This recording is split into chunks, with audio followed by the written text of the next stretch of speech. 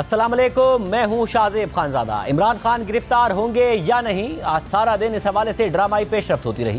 ایک عدالت کو آج عمران خان کی ضمانت پر فیصلہ کرنا تھا، مگر عمران خان نے اسلام آباد ہائی کورٹ سے ریلیف لے لیا، اور دوسری عدالت نے مسلسل عدم پیشی پر ضمانت خارج کی تو اس پر عمران خان نے لاہور ہائی کورٹ سے حفاظتی ضمانت کے لیے رجوع کر لیا ہے، جہاں کل صبح ان کی درخواست پر سماعت ہوگی۔ یہ سارا معاملہ اس وقت شروع ہوا جب آج اسلام آباد کی انسداد دہشت گردی کی عدالت نے عدم پیشی پر عمران خان کی ضمانت خارج کر دی۔ انسداد دہشت گردی کی عدالت کے جج جواد عباس نے الیکشن کمیشن کے باہر احتجاج سے متعلق کیس کی سماعت کی، جس میں عدالت نے عمران خان کی استثناء کی درخواست بھی خارج کر دی۔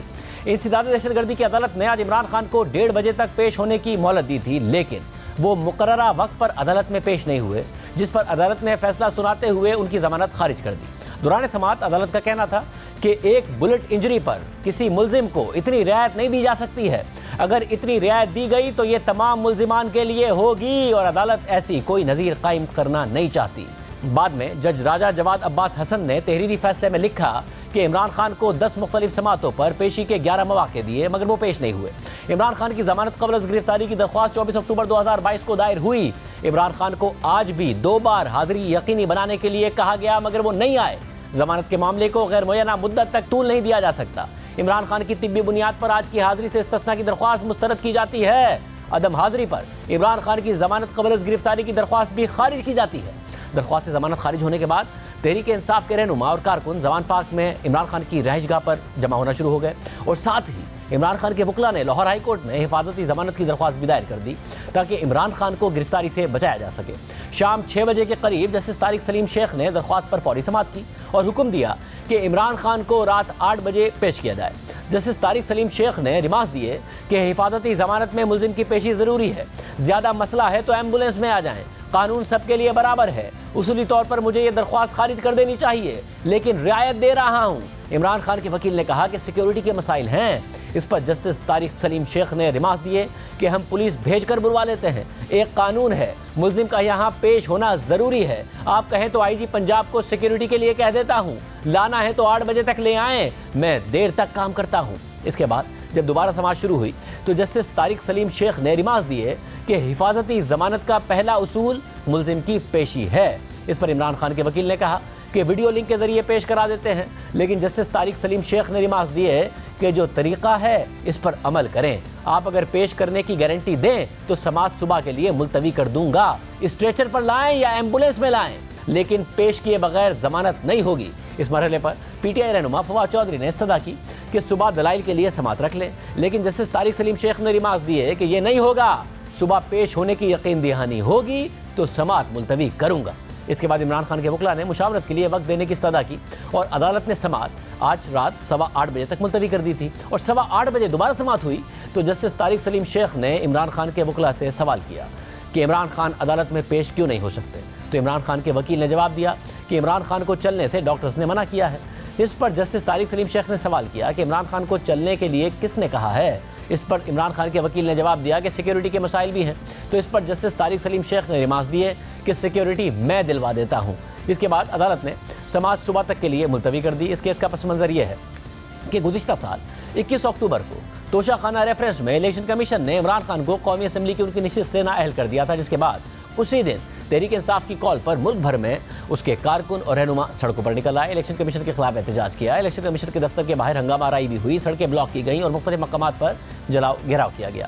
اسلام آباد میں فیض آباد کے مقام پر پی ٹی آئی کے کارکنوں اور پولیس اہلکاروں میں تصادم بھی ہوا، اور پھر اسلام آباد پولیس نے عمران خان سمیت تحریک انصاف کے دیگر رہنماؤں کے خلاف انسداد دہشت گردی کا مقدمہ درج کر لیا تھا، اور اسی مقدمے میں عمران خان ضمانت پر تھے اور بار بار طلبی کے باوجود عدالت میں پیش نہیں ہو رہے تھے، اور آج بھی ان کی جانب سے حاضری سے استثناء کی درخواست دائر کی گئی تھی، مگر عدالت نے یہ درخواست قبول نہیں کی اور عمران خان کی ضمانت خارج کر دی۔ اس کے علاوہ ممنوع فنڈنگ کیس میں اسلام آباد کی بینکنگ کورٹ کی جج رخشندہ شاہین نے بھی عمران خان کی درخواست ضمانت پر سماعت کی۔ عمران خان کے وکیل بیرسٹر سلمان صفدر نے دلائل دیتے ہوئے کہا کہ عمران خان 70 سال سے زائد عمر کے آدمی ہیں اور ورزش کی وجہ سے سپر فٹ ہیں، کسی نوجوان کو بھی گولی لگے تو 3 مہینے ریکوری میں لگتے ہیں، عمران خان کو تو عمر رسیدہ ہونے پر بائیو میٹرک سے بھی استثناء ہے۔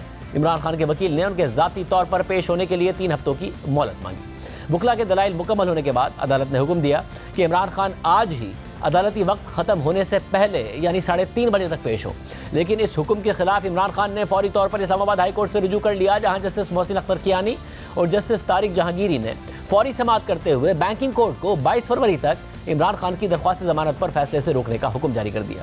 بینکنگ کورٹ میں اس دوران وقفہ رہا اور اسلام آباد ہائی کورٹ کا آرڈر ملتے ہی جج رخشندہ شاہین نے 18 فروری کو ہائی کورٹ کے حکم کی مصدقہ نقل جمع کرانے کا حکم دیتے ہوئے ممنوعہ فنڈنگ کیس پر سماعت 18 فروری تک ملتوی کر دی۔ تحریک انصاف کی ممنوعہ فنڈنگ سے متعلق گزشتہ سال اگست میں الیکشن کمیشن نے فیصلہ سنایا تھا، جس میں تحریک انصاف پر ممنوعہ ذرائع سے فنڈنگ لینا ثابت ہو گئی تھی۔ الیکشن کمیشن کے اس فیصلے کے بعد ایف آئی اے نے الگ سے تحقیقات شروع کی تھی اور عمران خان سمیت تحریک انصاف کے دیگر رہنماؤں کے خلاف فارن ایکسچینج ریگولیشن ایکٹ کے تحت مقدمہ درج کر لیا تھا۔ اسلام آباد کی بینکنگ عدالت میں یہ مقدمہ زیر سماعت ہے، مگر عمران خان بار بار طلبی کے باوجود عدالتی کارروائی کا حصہ نہیں بن رہے ہیں۔ گزشتہ سماعت میں عدالت نے سختی سے کہا تھا کہ 15 فروری کو عمران خان پیش نہیں ہوئے تو ضمانت خارج کر دی جائے گی، کوئی نئی درخواست لانے کی کوشش کی گئی تو تب بھی ضمانت خارج کر دی جائے گی۔ جج رخشندہ شاہین نے ریمارکس دیے تھے کہ عمران خان بے شک میرے سامنے آ کر کھڑے نہ ہو، مگر عدالت میں آ کر بس حاضری لگوا دیں، لیکن عمران خان آج بھی پیش نہیں ہوئے، اس لیے عدالت نے ان کی درخواست ضمانت سے متعلق آج ہی فیصلہ کرنا تھا، مگر اسلام آباد ہائی کورٹ نے ماتحت عدالت کو 22 فروری تک روک دیا ہے۔ اس پر بات کرنے کے لیے ہمارے ساتھ موجود ہیں ماہر قانون جسٹس ریٹائرڈ شائق عثمانی صاحب، اس کے علاوہ وزیر داخلہ رانا ثناء اللہ صاحب بھی ہمارے ساتھ موجود ہیں۔ آپ دونوں کا بہت شکریہ۔ پہلے شائق عثمانی صاحب، آپ بتائیے گا کہ کیا کل پیش ہونا بہت لازمی ہے عمران خان صاحب کا، اس کے بغیر کیا ان کی ضمانت نہیں ہو سکتی؟ جی بالکل، جو پروسیجر ہے اس کے لحاظ سے ان کی حاضری لازمی ہے، اسی وقت ان کو بیل مل سکتی ہے ورنہ نہیں مل سکتی۔ تو یہ اگر وہ نہیں آتے تو اس کی وجوہات ہونی چاہیے۔ ابھی تک جو وجوہات آتی رہی ہیں کہ وہ فٹ نہیں تھے، فزیکلی فٹ نہیں تھے، لیکن وہ اتنے عرصے سے چل رہا ہے معاملہ، وہ روز تقریریں کر رہے ہوتے ہیں، ٹی وی پہ ہر طرف سے آوازیں آ رہی ہوتی ہیں۔ اگر وہ فٹ چلنے پھرنے کے قابل نہیں ہے تو کم از کم اسٹریچر پہ تو آ سکتے ہیں، ویل چیئر پہ تو آ سکتے ہیں، لیکن اگر وہ نہیں آتے تو یقیناً کورٹ کا جو سلسلہ ہے وہ تو رہے گا اپنی جگہ پر۔ قانون سب کے لیے برابر ہوتا ہے، چاہے وہ عمران خان صاحب ہوں، چاہے نواز شریف ہو، چاہے کوئی بھی ہو، سب کے لیے برابر ہوتا ہے۔ خود عمران خان صاحب اس چیز کے بڑے دائی ہیں کہ قانون سب کے لیے برابر ہوتا ہے، اور جہاں پہ قانون برابر نہیں ہوتا وہاں پر پرابلم ہوتے ہیں، ملک ترقی نہیں کرتا۔ تو وہ جو اپنے جو پرنسپلز ہیں اس کے خلاف جا رہے ہیں۔ میرے خیال میں ان کیسز میں تو ان کو سب سے پہلے خود موجود ہونا چاہیے اسٹریچر پہ آ کر کے، تاکہ یہ دکھا سکیں کہ دیکھیے جو میں کہتا ہوں وہ میں نے ثابت کر دیا۔ صاحب یہ بتائیے گا کہ ظاہر ہے جو اسلام آباد میں جج رخشندہ شاہین صاحبہ ہیں، انہوں نے بھی عمران خان صاحب کو پچھلی سماعت میں بھی کہا تھا کہ جی اب انہیں پیش ہونا چاہیے، میرے سامنے نہ آئے مگر حاضری لگوا دیں، نہیں پیش ہوئے، مگر اسلام آباد ہائی کورٹ نے ان کی جو ضمانت منسوخی کے حوالے سے فیصلے سے روک دیا عدالت کو 22 فروری تک۔ لاہور ہائی کورٹ میں آج اصرار کیا جج صاحب نے کہ جی پیش ہوں، مگر وہ پیش نہیں ہوئے، پھر کل صبح تک معاملہ ٹل گیا، حالانکہ آج 8:15 بجے تک کا ٹائم دیا گیا تھا۔ تو عدالت کے اس رویے کو سخت کہیے گا یا ابھی بھی عمران خان صاحب کے لیے نرم کہیے گا؟ دیکھیے کورٹس جو ہیں وہ جس کو ایک لفظ استعمال ہوتا ہے کورٹس میں انڈلجنس کا، کورٹس عام طور سے انڈلجنس شو کرتی ہیں خاص مواقع پر۔ مثلا اگر کوئی شخص عمر رسیدہ ہو اور اس کے کوئی پرابلمز ہوں اور وہ نارمل طریقے سے اپیئر نہیں ہو سکتا تو اس صورت میں کورٹس انڈلجنس دکھاتی ہیں اور کہ کسی طریقے سے اس کو بلا وجہ سزا نہ ہو۔ لیکن اگر کورٹ کو یہ سمجھ آ جائے کہ یہ جان بوجھ کے کر رہے ہیں تو اس صورت میں کورٹس بڑے اسٹرکٹ ہوتی ہیں۔ ابھی اس صورت میں جو آپ نے بیان کی ہے اس میں انہوں نے لاسٹ چانس دیا ہوگا ان کو کہ چلیں ہم اس دفعہ تو روک دیتے ہیں، لیکن اگر وہ نہیں آتے بعد میں تو پھر یقیناً کورٹ ان کے خلاف ایکشن لے گی۔ اب ان کے لیے کوئی بچت نہیں ہے عمران خان صاحب کے لیے۔ یعنی کہ کل انہیں پیش ہونا ہوگا یا عدالت کل بھی نرمی دکھا سکتی ہے کہ جی ٹھیک ہے نہیں پیش ہو رہا ہے مگر ان کی گرفتاری کے حوالے سے آرڈر کر دیا جائے کہ انہیں گرفتار نہ کیا جائے؟ نہیں، یہ تو میرے خیال میں ہونا نہیں چاہیے۔ اگر ہو جاتا ہے تو اب آج کل تو ہمارے جوڈیشل سسٹم میں بہت سی چیزیں ایسی ہو رہی ہیں جو کہ پہلے کبھی نہیں ہوئی لیکن ہو رہی ہیں، تو اس کے لحاظ سے میں نہیں کہہ سکتا، لیکن عام طور سے جو جوڈیشل سسٹم ہے، جو طور طریقہ ہے اور جو عمران خان صاحب ہمیشہ اس کو ذکر کرتے رہتے ہیں، تو اس کے لحاظ سے تو کل فیصلہ یہی ہونا چاہیے کہ اگر وہ نہیں آتے تو اس وقت میں کوئی جو نارمل لا ہے وہ فالو کرنا چاہیے۔ بہت شکریہ شائق عثمانی صاحب کی گفتگو آپ نے سنی۔ وزیر داخلہ رانا ثناء اللہ صاحب بھی ہمارے ساتھ موجود ہیں۔ رانا صاحب بہت شکریہ میں شو میں جوائن کرنے کے لیے۔ آج جو کچھ عدالت میں ہوا وہ تو آپ کے سامنے ہے ہی، مگر عمران خان صاحب نے خدشے کا اظہار کیا ہے، وہ ذرا سنیے پھر میں آپ کے سامنے سوال رکھتا ہوں۔ جو بھی ان کے بیکرز ہیں یہ سمجھ جائیں کہ ان کے پاس کوئی اگلا آگے کا راستہ نہیں ہے۔ ان کا سلوشن یہ ہے کہ عمران خان کے اوپر 60 FIR caught do, P T I کے لوگوں کو جیلوں میں ڈالو، اور اس طرح کرو کہ جب وہ بالکل پارٹی ان کی ٹوٹ جائے تو پھر الیکشن کرواؤ۔ وہ ہونے نہیں لگا تو صرف اور صرف عمران خان کو باہر کرنے کے لیے ملک کو تباہ نہ کریں۔ اور جس طرح آگے پلان بن رہا ہے، یہ جو بھی لوگ سمجھ رہے ہیں کہ اس سے وہ اپنی ذاتی فائدہ اٹھا دیں گے، وہ ملک کو ڈبو دیں گے۔ اس لیے ہم جیل بھرو تحریک کی پوری تیاری کر رہے ہیں، میں اناؤنس کرنے والا ہوں، کیونکہ مجھے ابھی تک کوئی نیت نہیں نظر آ رہی ان کی آئین کے اوپر چلتے ہوئے 90 دن میں الیکشن کروانے کی۔ رانا صاحب، یہ آپ لوگوں کا پلان ہے، وہ کہہ رہے ہیں جیل بھرو تحریک، گرفتاری کے لیے بھی میں تیار ہوں، ضمانتیں ان کی ویسی مسائل آنا شروع ہو گئے ہیں، یہی آپ کا پلان ہے؟ دیکھیں، ہمارا یہ پلان ہے یا یہ ہمارا مصمم ارادہ ہے، اور ہمیں اس میں کوئی ڈاؤٹ نہیں ہے کہ عمران خان جو ہے یہ اس ملک کی، اس قوم کی تباہی ہے، یہ ایک فتنہ ہے، یہ ایک فساد ہے۔ اسے اگر اس ملک کی سیاست سے ووٹ کے ذریعے مائنس نہ کیا گیا تو یہ اس ملک اور اس قوم کو کسی حادثے سے دوچار کر دے گا۔ اس لیے اس فتنے کا ہر قیمت پہ جو ہے وہ کلا کوما ہونا چاہیے، کیونکہ یہ ایک ایسا بدبخت ٹولہ ہے کہ اس نے ملک کو اپنی 4.25 سالہ حکومت میں بھی جو ہے وہ irreparable، ناقابل تلافی نقصان پہنچایا ہے، اور ان کے ارادے جو ہیں وہ آگے بھی نیک نہیں ہیں۔ تو اس لیے اس ملک کی خاطر، اس قوم کی خاطر اس فتنے کا جو ہے وہ علاج ویسا مگر ووٹ کے ذریعے یا آپ لوگ بائی فورس کرنا چاہتے ہیں؟ کیونکہ عمران خان صاحب کی بھی آپ لوگوں کے خلاف یہی خواہش تھی، جس قسم کے مقدمات بنائے، آپ پہ تو ہیروئن ڈال دی تھی انہوں نے، مگر نہیں ختم کر سکے، جیل میں ڈال کے مقدمات، گرفتاریاں، اس سے تو نہیں ہوتی کوئی سیاسی قوت ختم۔ تو آپ الیکشن کے ذریعے کرنا چاہتے ہیں یا جو خان صاحب کہہ رہے ہیں اسی طرح کرنا چاہتے ہیں ان کی پارٹی کو توڑ کے؟ جی، اس کو ووٹ کی طاقت سے کرنا چاہتے ہیں، اور قانون کی طاقت سے کرنا چاہتے ہیں، آئین کی طاقت سے کرنا چاہتے ہیں، اور اس میں کچھ حلقوں کی جو اسے پہلے بھی حمایت حاصل رہی جب اس ملک پہ مسلط ہوا۔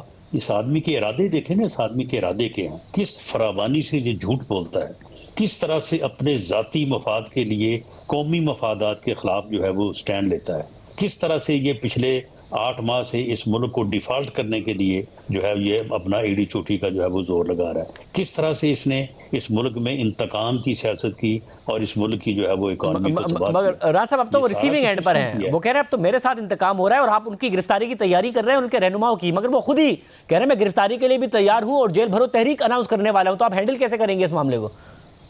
نہیں، آپ مجھے بتائیں کہ یہ جو 25 مئی سے لے کے 26 نومبر تک کرتا رہا ہے، یہ ریسیونگ اینڈ پہ تھا؟ یہ اسمبلیاں جو ہیں اس نے زبردستی توڑی ہیں اور ملک کو ایک آئینی بحران سے جو ہے وہ دو چار کرنے کا اس نے جو یہ ارادہ کیا ہے، تو کیا یہ ریسیونگ اینڈ پہ ہے؟ یہ جو ہے یہ بالکل یہ اگریسو اینڈ پہ ہے، اور یہ فتنہ ہے۔ اور یہ جو آپ مجھے بتائیں کہ اب یہ 2 اسمبلیوں کے الیکشن اب ہوں گے تو اس رزلٹ کو کوئی تسلیم کرے گا؟ اسے کوئی فیئر تسلیم کرے گا؟ کون کرے گا؟ کوئی نہیں کرے گا۔ اور اس کے بعد جو جنرل الیکشن ہوں گے اس کو کون تسلیم کرے گا؟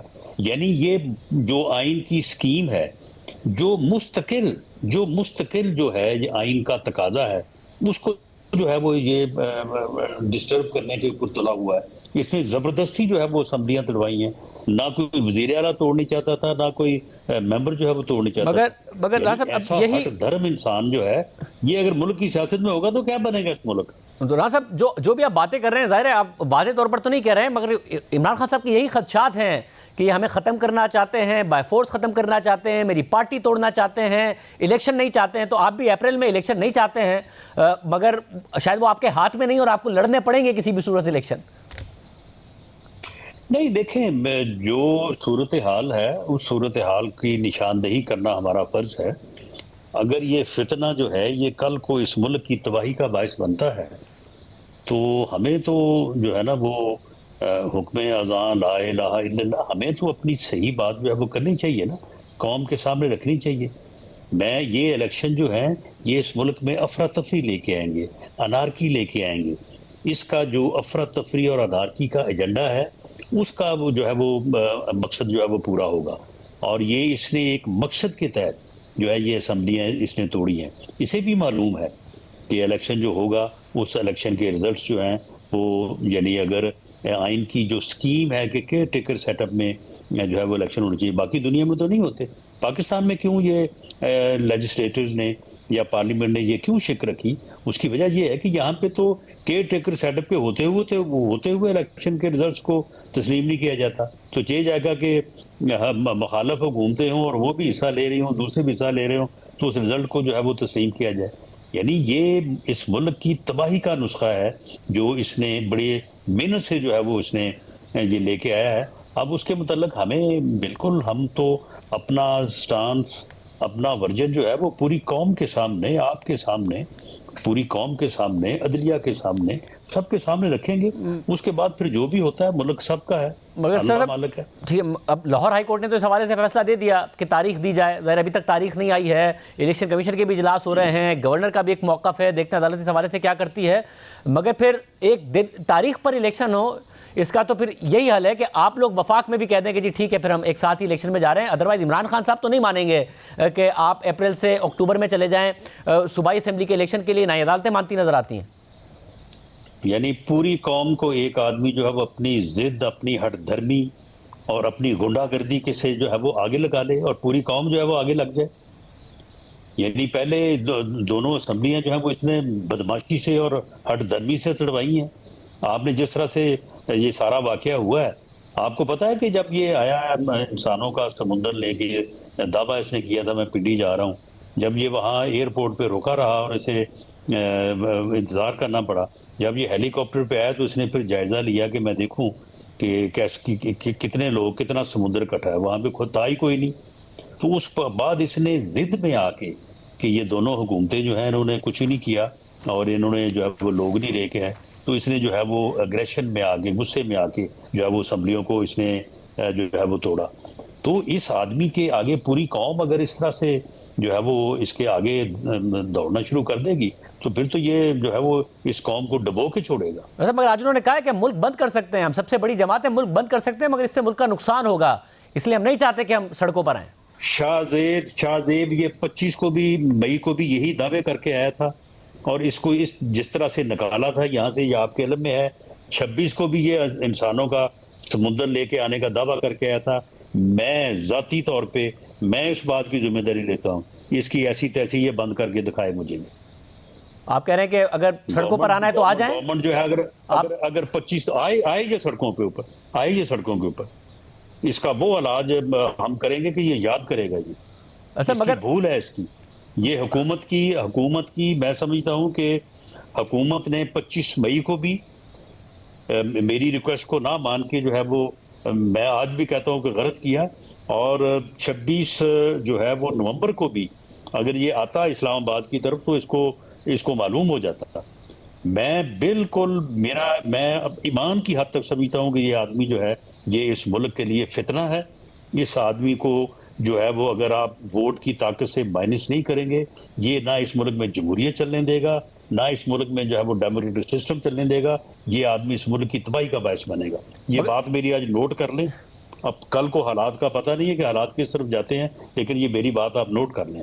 اور راز صاحب کیا گرفتاری کا آپ ارادہ رکھتے ہیں، کیونکہ ان کی ضمانتوں میں مسائل آنا شروع ہو گئے ہیں، کیا آپ کا واقعی ارادہ ہے عمران خان صاحب کو گرفتار کرنے کا؟ جی بالکل میں ارادہ رکھتا ہوں، لیکن میں آخر وزیر اعظم کی ڈائریکشن کا اور حکومت کی اجازت کا پابند ہوں، لیکن میں سمجھتا ہوں کہ یہ آدمی جو ہے اس کو سارٹ آؤٹ کرنا چاہیے، ورنہ یہ اسمبلیاں اس نے توڑوائی ہیں، اب یہ آگے کوئی نہ کوئی اور دیکھیں ڈیفالٹ کے لیے یہ اس نے کتنی کوشش کی ہے۔ اب شوکت ترین کو کہتے ہیں یہ بزرگ آدمی ہے، اس کو یہ نہ کہا جائے وہ نہ کہا جائے، جو حرکت اس نے کی ہے اگر اس کی کامیابی ہو جاتی اور ملک ڈیفالٹ کر جاتا کون ذمہ دار تھا؟ اور وہ حرکت اس نے کس کے کہنے پہ، اس کے کہنے پہ کی۔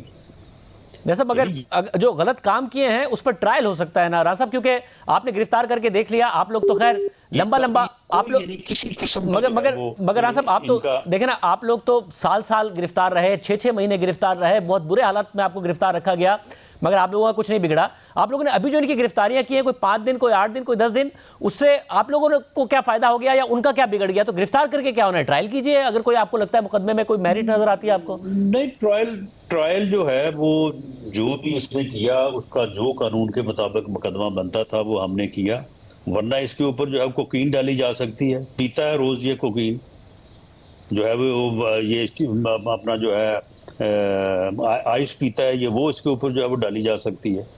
لیکن ہم تو جو ہے وہ اس حد تک حکومت جانے کو تیار نہیں ہے. لیکن اس آدمی کا کردار، اس آدمی کا سارا معاملہ جو ہے وہ کسی سے ڈھکا چھپا ہے کوئی. مطلب یہ آپ کے الزامات ہیں. تحریک انصاف کے لیے پلیٹ فارم حاضر ہے، عمران خان صاحب کے لیے پلیٹ فارم حاضر ہے، اگر وہ اس بات کا موقع دینا چاہیں.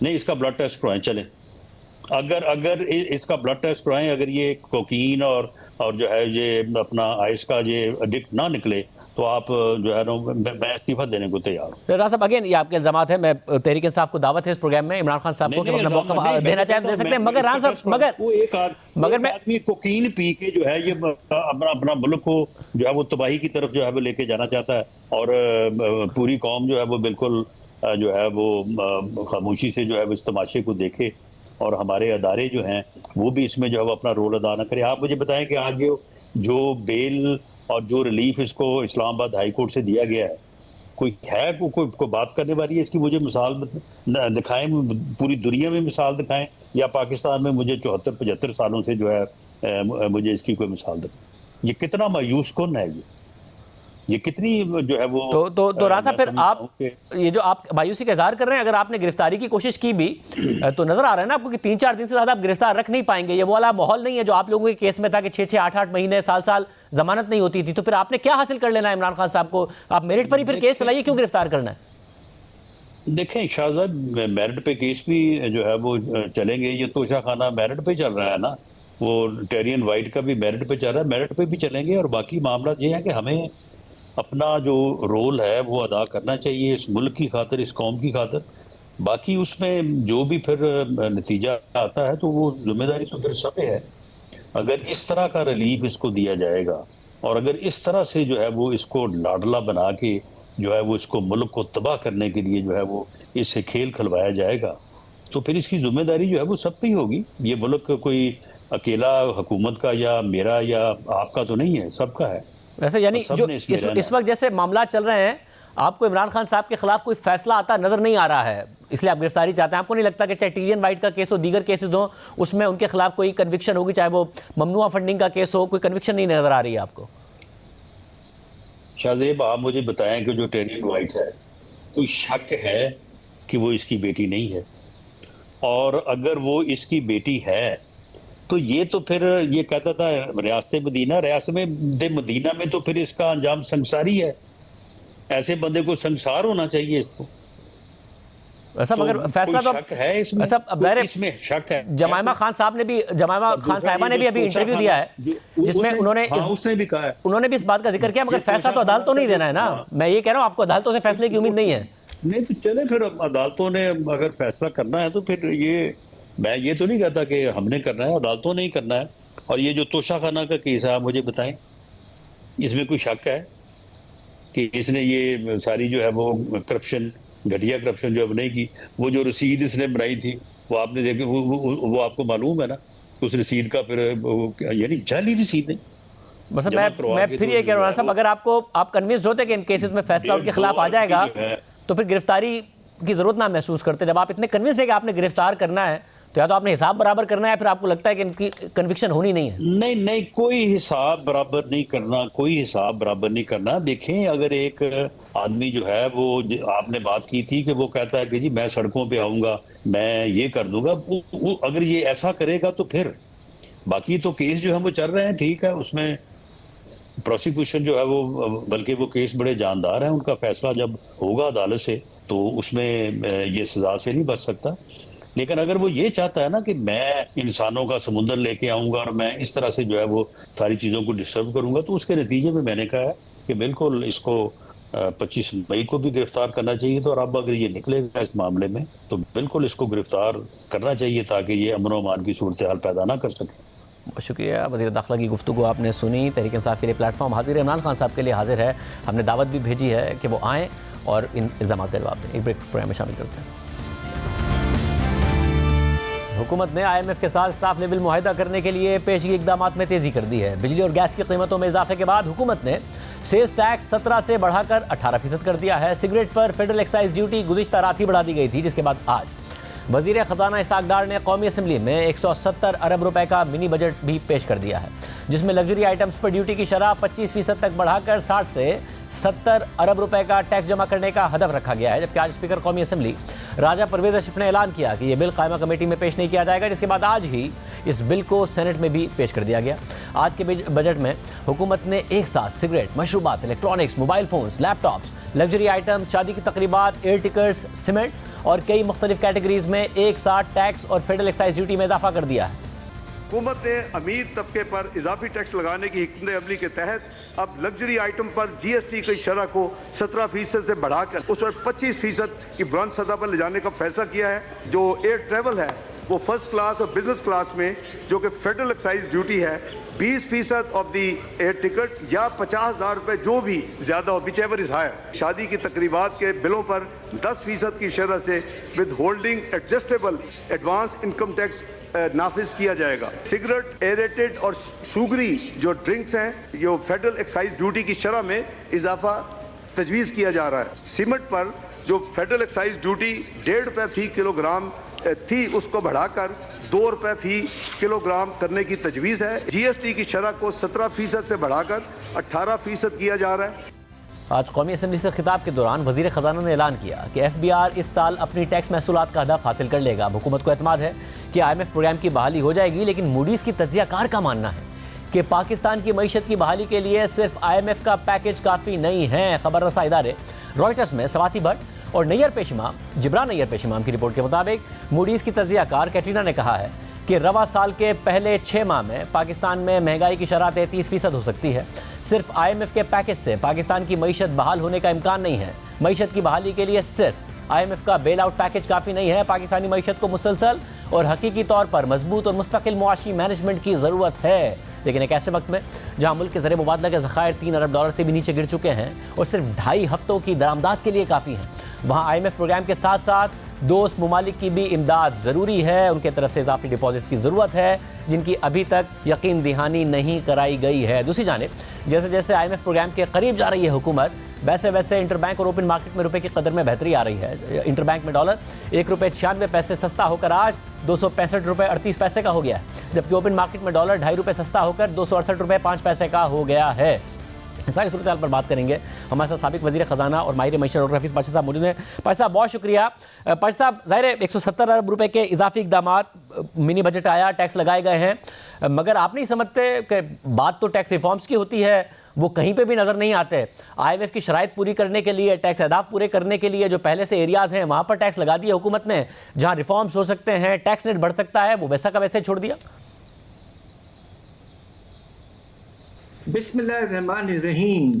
دیکھیں میری گزارش یہ ہے کہ جو تقریباً جو زیادہ پروپوزلز لائے گئے ہیں اپنے فائنینس سپلیمنٹری بل میں، ان کا تعلق انڈائریکٹ ٹیکسز سے ہے۔ اب آپ یہ دیکھیے کہ سیلز ٹیکس کے نظام میں ریٹ جو ہے وہ 17 سے 18% کر دیا گیا ہے اور بہت سے دوسرے آئٹمز پہ بھی لگا دیا گیا ہے۔ یہ میں سمجھتا ہوں کہ نامناسب ہے، اس لیے کہ انڈائریکٹ ٹیکسز کا جو بوجھ پڑتا ہے وہ آخر جا کر عام لوگوں پر پڑتا ہے۔ اب آپ یہ دیکھیے کہ چینی، گھی وغیرہ ایسے آئٹمز پر ہم نے آلریڈی ٹیکس لگا دیا ہے، 400 ارب سے زیادہ ان سے ان کھانے پینے کے آئٹم سے اٹھا رہے ہیں، تو یہ نامناسب تھا۔ بہت زیادہ گنجائش ہے ابھی بھی آپ کے ڈائریکٹ ٹیکس نظام میں، آپ اس میں جو آپ نے بے شمار ریلیف، ریبیٹس، کنسیشنز اور لوور ٹیکس ریٹس رکھے ہوئے ہیں، ان کو آپ کو تبدیل کرنا چاہیے تھا، اس لیے کہ اس وقت جو عام شہری ہے وہ بیچارے بہت بری طرح سے متاثر ہو رہے ہیں افراط زر سے۔ اس میں خطرہ یہ ہے کہ یہ 3-4 چیزیں ایک وقت پہ جو کی گئی ہیں اس سے افراط زر کی رفتار نمایاں طور پر اور بڑھ جائے گی. کس حد تک ایکسپیکٹڈ ہے؟ ظاہر آپ نے 35% کا نمبر دیا تھا، موڈیز بھی 33% کے آس پاس انفلیشن دیکھ رہا ہے. پیٹرول ڈیزل ایکسپیکٹڈ ہے کہ 15 تاریخ کو مزید 30 روپے سے اوپر مہنگا ہو سکتا ہے. بجلی گیس کی قیمتیں بڑھ چکی، سیلز ٹیکس میں اضافہ ہونے جا رہا ہے. کہاں جا کے مہنگائی رکے گی؟ میرا اندازہ اس سے کچھ زیادہ ہے. میں نے پہلے بھی ان اینٹیسپیشن اس پہ ہم نے ریسرچ کیا اور ہمارا اندازہ یہ ہے کہ کم از کم 35% ہو جائے گا اور بہت تیزی سے ہو جائے گا. اس لیے کہ جو نامناسب چیز کی گئی ہے وہ یہ ہے کہ ایک وقت پر سارے اقدامات لیے گئے ہیں، جبکہ یہ جو پروگرام سپٹمبر کے بعد آپ کے پاس 3 مہینے تھے، آپ کم از کم اس وقت تو ایک آہستہ آہستہ سب کرتے تاکہ ایک وقت پر سارا بوجھ نہ پڑ جائے. اب ایسا ہی ہو رہا ہے، مجھے اس بات کا افسوس ہے. اسد، کیا گزشتہ 4 ماہ میں پھر ڈبل نقصان کیا ہے حکومت نے کہ اسٹیگر کرتے تو شاید انفلیشن کا امپیکٹ اور بوجھ بھی آہستہ آہستہ آتا، IMF پروگرام کی بحالی بھی رہتی تو ایک غیر یقینی کی صورتحال بھی نہ پیدا ہوتی جو کہ معیشت میں پیدا ہوئی، زر مبادلہ کے ذخائر بھی اس طرح نہ گرتے، شاید کمرشل بینکس رول اوور کر دیتے، دوست ممالک اضافی ڈپازٹس دے دیتے. تو ڈبل نقصان کیا حکومت نے جو فیصلوں میں تاخیر کی؟ جی بالکل آپ ٹھیک کہہ رہے ہیں. یہ میں سمجھتا ہوں ود آل ڈیو ریسپیکٹس حکومت کی نامناسب پالیسی تھی کہ انہوں نے تقریباً اکتوبر کے بعد سے کچھ بھی نہیں کیا. اور اب آپ دیکھیے کہ کتنے عرصے سے ہمارے گیس کے نرخوں میں اضافے کی ضرورت تھی، وہ پینڈنگ رکھا گیا. ایسے بہت سے پالیسیز تھے. ایکسچینج ریٹ پالیسی کو آرٹیفیشلی لو رکھا گیا اور اس کے نتیجے میں امپورٹ کی ڈیمانڈ بڑھ گئی تو اس کی وجہ سے LCs کو کھولنے کا سلسلہ آپ نے بند کر دیا. اس سے صنعتی پیداوار کو نقصان ہوا ہے. اب آپ کو میں بڑی انٹرسٹنگ بات بتاتا ہوں کہ ایک بڑی اچھی خبر آئی ہے. آج کے جو انڈسٹریل پروڈکشن کے فگرز آئے ہیں، بڑی خوشی کی بات یہ ہے کہ فرنیچر کے جو انڈسٹری ہے اس میں 600% اضافہ ہے. ماشاءاللہ لگ یہ رہا ہے کہ لوگ بیٹھنا پسند کر رہے ہیں زیادہ. اس کو اگر آپ نکال دیں تو آپ کے صنعتی پیداوار میں 5% سے زیادہ کمی آ چکی ہے. مطلب پہلے دہشت اظہار کر چکے ہیں منفی گروتھ کا، تو پھر کیا اس سال نیگیٹو گروتھ ہوگی اور کس حد تک ہو سکتی ہے؟ جی میں نے پہلے لکھا ہے اور کہا ہے کہ سیلاب کی وجہ سے اور یہ جو نامناسب امپورٹ ریسٹرکشنز کیے گئے، اب جو کاسٹ پش انفلیشن آئے گا بے تحاشا، اور پھر جو ایکسپورٹس کو جو انسینٹیوز دیتے تھے ہم وہ سارے وڈرا کر دیے گئے ہیں. پھر ساتھ ساتھ آپ نے سر سود کو بہت بڑھا دیا، انویسٹمنٹ کم ہو جائے گا. یہ سارے چیزیں ملا لیں تو منفی ہونا میرے خیال سے تو واضح طور پر ہوگا. ہم نے تو کہا ہے منفی 1%، خدا نخواستہ اس سے بھی زیادہ ہو سکتا ہے. مطلب مگر ان تمام اقدامات کے بعد ظاہر ہے مہنگائی کا ایک بہت بوجھ پڑے گا عوام پر، ایک غیر یقینی کی صورتحال الگ پیدا ہو گئی معیشت میں. مگر اب IMF کا پروگرام بحال ہو جاتا ہے تو ہم خطرے سے نکلیں گے یا نہیں نکلیں گے؟ کیونکہ موڈیز کی اکانومسٹ کا کہنا ہے کہ IMF پروگرام کی بحالی کے باوجود پاکستان پر خطرہ رہے گا، تو پھر خطرے سے کیسے نکلیں گے؟ دیکھیے جو حیرت انگیز بات ہے کہ پاکستان سپتمبر سے IMF کے پروگرام میں ہے اور اس کے باوجود یہ 3 کریڈٹ ریٹنگ ایجنسیز جو ہیں اسٹینڈرڈ، موڈیز اور آپ کے فچ، انہوں نے ہمیں مسلسل ہماری ریٹنگ گراتے رہے ہیں اور اب تو فچ نے ہمیں تقریباً ڈیفالٹ ریٹنگ پہ لے کے چلے گئے ہیں. تو IMF پروگرام کی وجہ سے انفارچونیٹلی کانفیڈنس میں اس لیے اضافہ نہیں ہوا کہ ریزروز میں گراوٹ آتی رہی، جبکہ IMF کے پروگرام میں پروجیکشن یہ ہے کہ اس سال کے اینڈ میں $16 ارب ریزروز ہونے چاہیے ہیں. اس وقت آپ کو تو پتہ ہے 3 ارب سے بھی نیچے ہیں. IMF پروگرام پھر سے اگر شروع ہو جاتا ہے، 9th ریویو کمپلیٹ ہو جاتا ہے، بورڈ میں اپروول ہو جاتا ہے اور 1.2 ارب ڈالر مل جاتے ہیں تو اس سے کچھ پیسے کی فلو میں اضافہ ہوگا. مگر مجھے افسوس سے پھر کہنا پڑتا ہے کہ ہم مشکلات اور خطروں سے ابھی بھی نہیں نکل پائیں گے. اصل ایک طرف پہلے ہی ہم دیکھ رہے ہیں کہ لارج اسکیل مینوفیکچرنگ کا کیا حال ہے، پھر دوسری طرف شرح سود پہلے اتنی بلند ہے، مگر اگر مہنگائی جاتی ہے 35% پر تو ابھی سے اطلاعات آ رہی ہیں کہ IMF کا یہ بھی دباؤ ہے کہ اسٹیٹ بینک شرح سود بھی اور زیادہ بڑھائے اگر اتنی بلند ترین سطح پر شرح سود ہو، اتنی بلند سطح پر انفلیشن ہو، تو کیا اکنامک ایکٹیویٹی یا بزنس ایکٹیویٹی رہ جائے گی پاشا صاحب؟ اس وقت آپ کا جو مشینری کی امپورٹ ہے وہ 30-35% کم ہو چکی ہے. پرائیویٹ انویسٹمنٹ بہت بری طرح سے متاثر ہوا ہے، اور اب پوزیشن یہ ہے کہ پروڈکشن آپ نے دیکھا کہ میرا اندازہ یہ ہے کہ صنعتی پیداوار میں 5% کمی آ چکی ہے. اور اب جو اتنے بے شمار قسم کے سخت اقدامات کیے گئے ہیں، اب آپ کو میں ایک چیز بتا دوں کہ سری لنکا کا شرح نمو پچھلے سال -11% رہا ہے. خدا نخواستہ ایسی سلسلہ ہمارے ہاں بھی نہ شروع ہو جائے. ویسے مگر خدا نخواستہ یہ ڈیفالٹ کی صورت میں ہوگا یا ڈیفالٹ کے بغیر بھی آپ کو لگتا ہے کہ اس قسم کی صورتحال ہو سکتی ہے، اور IMF کا پروگرام اگر بحال ہو جائے تو شاید ہم بچ جائیں؟ میرا نہیں خیال ہے کہ ڈیفالٹ کے بغیر خدا نخواستہ ہم 11% گریں گے، مگر دیکھیے بات یہ ہے کہ اب تو ہماری ریٹنگز تقریباً ڈیفالٹ کے لیول پہ قریب لاگ لیا ہے، خاص طور پہ فچ نے. تو منفی تو میرا اندازہ یہ، حالانکہ ورلڈ بینک کہہ رہا ہے کہ 2% پازیٹیو ہوگا، مگر ہمارا اندازہ یہ ہے کہ میں نے جو لکھا ہے بزنس ریکارڈر میں کہ منفی -1 کم از کم ہوگا. اب شاید خطرہ یہ کہ تھوڑا اور بھی گر جائے. بہت شکریہ پاشا صاحب کی گفتگو آپ نے سنی. پروگرام میں بریک شامل کرتے ہیں، ایک اور عام پر بات کرتے ہیں. ایک کیس جو انسانی حقوق کے حوالے سے عالمی سطح پر پاکستان اور اس کے عدالتی نظام کے لیے بدنامی کا باعث بنا، اور جس کیس پر عالمی اداروں کی نظریں تھیں، آج اس کا فیصلہ سامنے آ گیا ہے. 167 پیشیوں کے بعد پشاور کی انسداد دہشت گردی کی عدالت نے آج جلا وطن سماجی کارکن گل علی اسماعیل کے والدین پروفیسر اسماعیل اور ان کی اہلیہ کو بغاوت، دہشت گردی کی مالی معاونت اور سہولت کاری کے الزامات میں بری کر دیا ہے. جج فضل ستار نے اس کیس کا فیصلہ سناتے ہوئے قرار دیا کہ پروفیسر اسماعیل اور ان کی اہلیہ کے خلاف کیس ثابت نہیں ہو سکا ہے. اس فیصلے پر گل علی اسماعیل نے ٹویٹ کرتے ہوئے لکھا کہ 3 سال کی ہراسانی اور بے شمار پیشیوں کے بعد آج پشاور کی انسداد دہشت گردی کی عدالت نے میرے والدین کو بغاوت، دہشت گردی اور ریاست کے خلاف سازش کے جعلی اور بدنیتی پر مبنی کیسز میں رہا کر دیا ہے.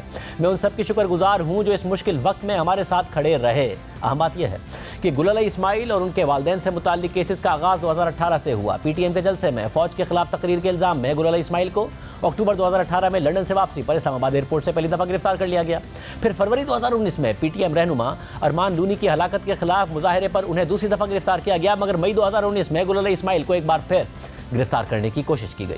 مئی 2019 میں 10 سالہ بچی فرشتہ کو جنسی زیادتی کا نشانہ بنا کر قتل کیا گیا. اس حوالے سے اسلام آباد سمیت ملک کے مختلف علاقوں میں احتجاج ہوا، اور پھر گل علی اسماعیل کے خلاف اس احتجاج میں ریاست کے خلاف لوگوں کو بھڑکانے کے الزامات میں مقدمہ درج کر لیا گیا. اس مقدمے کے بعد گل علی اسماعیل روپوش ہو گئیں اور پھر انہوں نے امریکہ میں جلا وطنی اختیار کر لی، مگر معاملہ یہاں نہیں رکا. گل علی اسماعیل کی جلا وطنی کے بعد ان کے والدین کے خلاف مقدمات بننا شروع ہو گئے اور انہیں ہراساں کرنا شروع کر دیا گیا.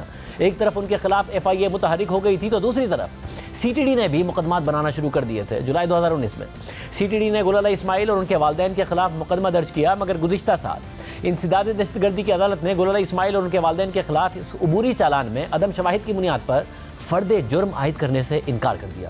لیکن بعد میں CTD نے عدالت میں مکمل چارج شیٹ اور مزید دستاویزات جمع کروا دیے اور الزام عائد کیا کہ گل علی اسماعیل اور ان کے والدین نے دہشت گردوں کو ہتھیار اور ساز و سامان فراہم کیا جو 2013 میں پشاور میں چرچ میں ہونے والے حملے میں اور 2015 میں حیات آباد کی امامیہ مسجد پر ہونے والے حملے میں استعمال کیا گیا. جس کے بعد عدالت نے 2020 میں گل علی اسماعیل کے والدین پر مختلف الزامات کی بنیاد پر فرد جرم عائد کر دی، جس میں ریاست کے خلاف جنگ اور دہشت گردی کی سہولت کاری کا الزام شامل تھا. مگر پروفیسر اسماعیل اور ان کی اہلیہ نے فرد جرم کی صحت سے انکار کر دیا، جس کے بعد اس کیس میں گل علی اسماعیل کے بزرگ والدین نے 167 پیشیاں بھگتیں، اور ان بے شمار پیشیوں کے بعد آج عدالت نے انہیں ان الزامات سے بری کر دیا ہے. لیکن آج بھی پروفیسر اسماعیل کے خلاف FIA کا کیس موجود ہے، جس میں پیکا آرڈیننس کی شکیں شامل کی گئی ہیں اور جس کے تحت انہیں FIA 2019 میں پہلے ہی گرفتار بھی کر چکی تھی. اور اس وقت انسانی حقوق کے ادارے مطالبہ کر رہے ہیں کہ فوری طور پر پروفیسر اسماعیل کے خلاف اس کیس کو بھی ختم کیا جائے. لا دیجیے. اللہ حافظ.